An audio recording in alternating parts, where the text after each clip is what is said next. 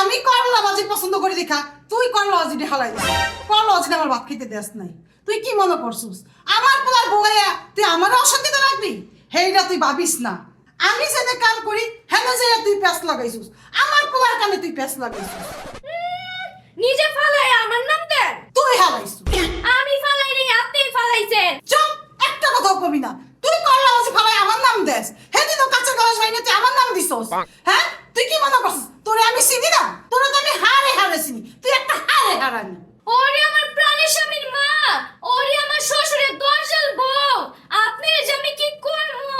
আপনি যদি প্রমাণ না করতে পারেন এই বাজি আমি হারাইছি, তাইলে কিন্তু আপনি আমি গাড় ধরে বাই করে দিমু। ও মা তুমি কই? মা গো, আমার বউ আর বউ আমারে বলে ঘর থেকে বাই কইরা দিব। ও বউ তুই কই? তোর বউ কি কয়? ও নাই জানি কি কয়। কি যেমন ছিলে করতেছো কেন? ঘরটার করে চিড়িয়াখানা বানাই দিছো। ও স্বামী তুমি আইছো, তুমি যেই পায়ে আইছো ওই পায়ে আমার ডাক্তারের কাছে নিয়ে যাও। তোমার মামাইরা আমার জখম বানিয়ে লইছে, এনে মারছে, এনে মারছে, এনে মারছে। অপু তার কথা শুনিস না, ও একটা দরজাল মাইয়া। আমি অফিস থেকে আইছি করলা মাছিটা দুটো ভাত খাবো, আমার মাছিটা হারাই দিছে। কইছি দেখি আমার একটা চাপ্পড় মাছতে গায়ের মতো ভূত।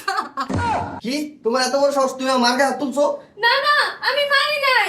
তোমার মনে হয় আমি তোমার মার গায়ে হাত তুলবো? আমি মোল্লা বাড়ির মাইয়া, আমি মার মতো শাশুড়ির গায়ে হাত তুলতে পারি বলো?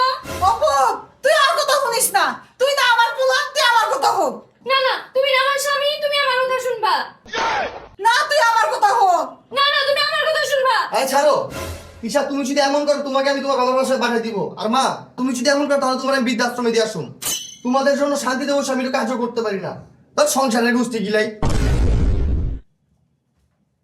তুই আমার পোলার মাথা রাখাইছস, আমার পোলার সংসার তুই কেন করছ আমি দীক্ষা নিমু। আমি ওতে দেখা নিব।